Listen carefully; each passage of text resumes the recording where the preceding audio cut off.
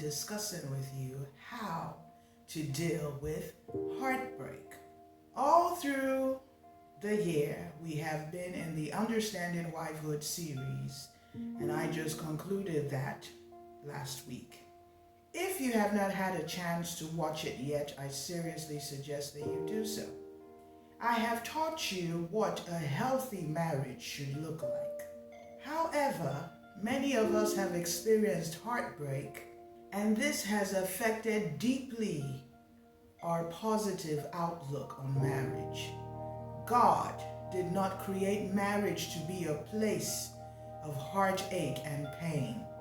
It is an institution that displays the love that God has for us. Christ, the Son of God, is our example as a bridegroom to his beloved bride, the church. He remains our example of what a godly marriage is. So what is heartbreak? Collins Dictionary defines heartbreak as intense and overwhelming grief, especially through disappointment in love. To be honest with you, words cannot really describe what heartbreak is. It is such a deep emotional pain that many have decided to end their lives over it. When you are heartbroken, you will wish that your life could be over. And people have different coping mechanisms to deal with heartbreak. Drugs, alcohol, meaningless sexual experiences, just to drown out the feeling of being so deeply emotionally betrayed. When you are heartbroken, you don't want to live anymore. Nothing will make sense to you anymore. It's like you were seen in color before, but now all you can see is in black and white. The joy of life is gone. The most delicious meal will be placed in front of you, but yet you won't be able to taste it and enjoy it. You can be surrounded by the most beautiful scenery, but you will not find any joy in it. Laughter disappears. Your smile is non-existent. Conversations going on around you become an endless buzz of unintelligible sounds. Sleepless nights. Sorrow overtakes you. You will shut down. It's like someone switched off the light in your life. Heartbreak is earth-shattering and hurts on so many levels. So here comes the question. Pastor Bella, how do I love again when I loved before? I gave my all. I loved wholeheartedly, and yet it did not work out. In order to have a healthy and loving marriage in the future, the pain of the past must be dealt with. So many desire marriage, but are afraid to take this step because of relationships that ended badly.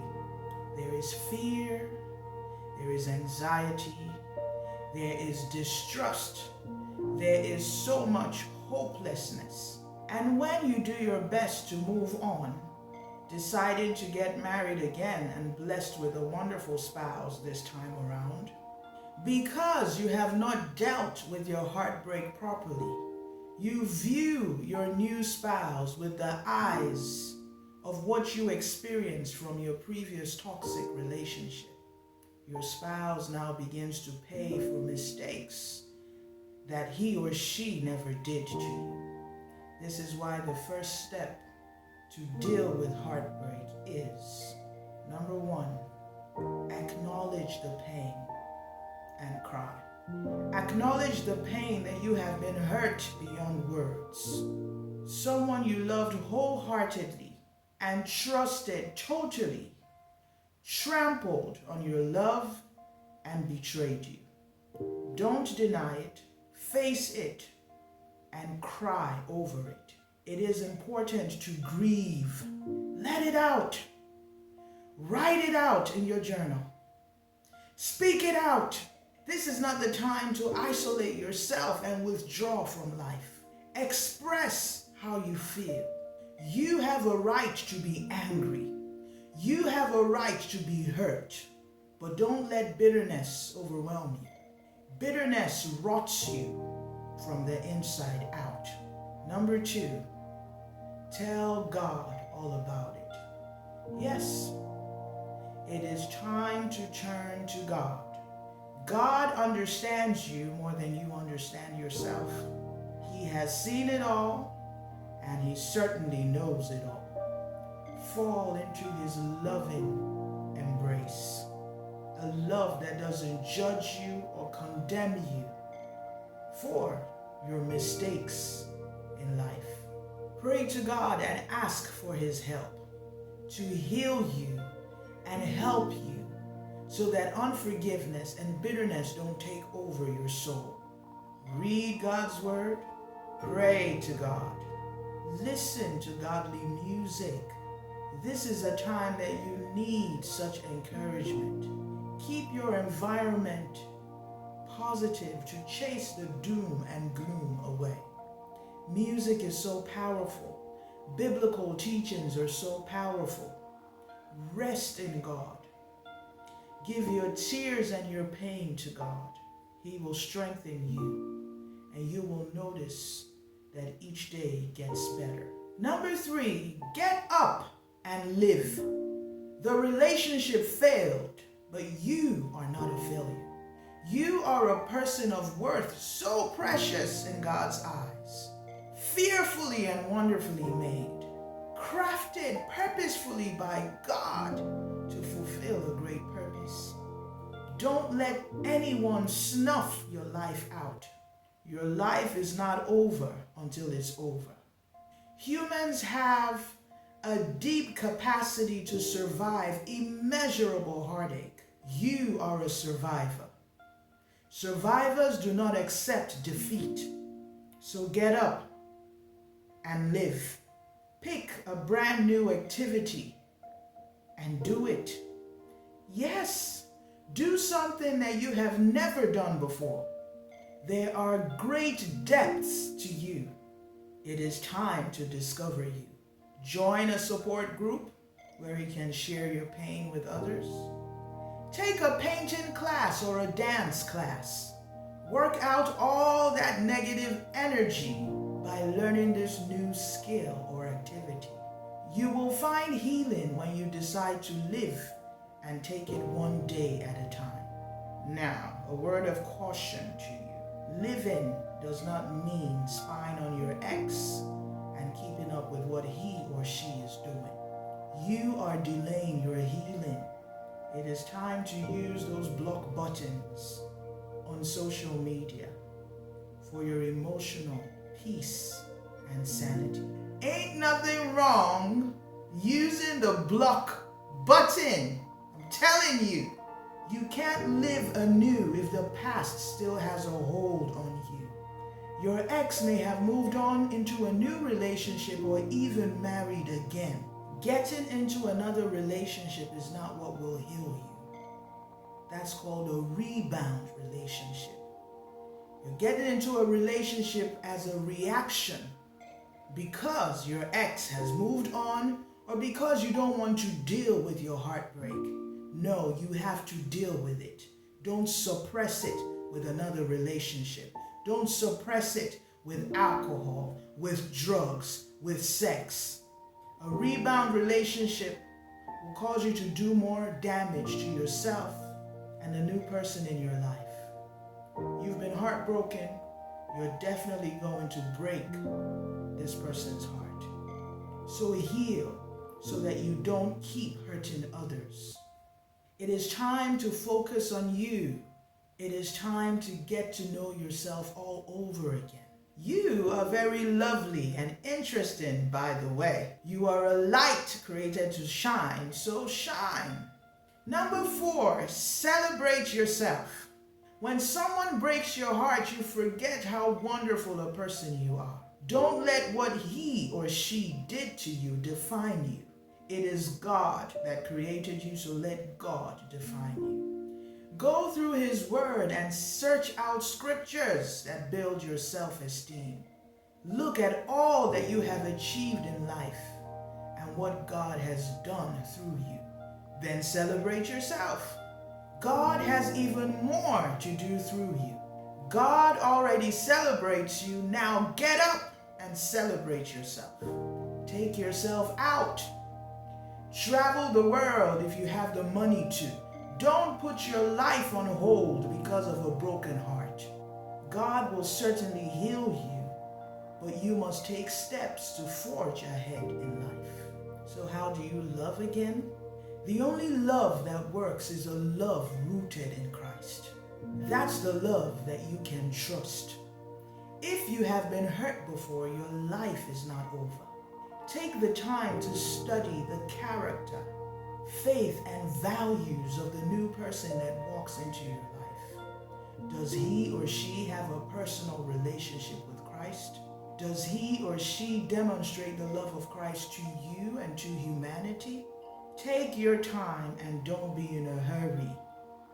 Watch, to observe and pray, to hear God's heart and decision on this person. God knows the heart of every human being. God knows the intention of every human being. So when someone new walks into your life, be sure to pray and seek God's face about this person. One thing that heartbreak can do is push you closer to God. When you are seeking answers and comfort from all your pain, there is only one person who truly understands. That's why in his word, he addresses the brokenhearted. Psalms 147 verse 3 says, he heals the brokenhearted and binds up their wounds. God sees that you are hurt, and he will bind up your wounds. That means healing. He will give you healing. Psalm 34 verse 18 says, the Lord is close to the brokenhearted. He rescues those whose spirits are crushed. Do you see that? God cares. So when you're hurt, go to him. He will rescue you. Take time out to read Psalm 34 and pray with it. You will feel that God truly understands and he will see you through all your pain. How do you know that you are healed? When you look at the instrument of your heartbreak and feel nothing negative towards him or her. When you look at your past and it no longer paralyzes you with pain and regret. This healing can only be found in God. Ezekiel 36 verse 26 says, I will give you a new heart and put a new spirit within you. I will take the heart of stone out of your flesh and give you a heart of flesh, a heart that can feel again. You've been hurt so much. Your heart has been broken. But God is promising a new heart, a whole heart, a heart that can love again. When God gives you a new heart, when you are healed, that's when I recommend that you open your heart up again to be married. Never go into a new relationship without first dealing with the heartbreak from the previous one. That's how the old destroys the new. Let God heal you and now partner with him in determining the person that you will marry. See my series on supernatural marriage so that you can understand exactly what I mean. There is peace in partnering with God. That's the best way to move forward with your life. Making your life all about God. I pray for you today to receive divine healing that only Jehovah Rapha, the Lord our healer, can give. Though weeping endures for a night, joy comes in the morning. You will laugh again. You will receive joy again. You will love again with the new heart that God gives you. You will experience what God designed marriage to be in the name of Jesus. What was done to you will not destroy you, but make you stronger and bring greater things out of you in the name of Jesus. Dry your tears and receive your new day. In Jesus' name, amen. Thank you for watching. If this video has been a blessing to you, hit the like button, stay subscribed, and share. God loves you, and I love you. God bless you.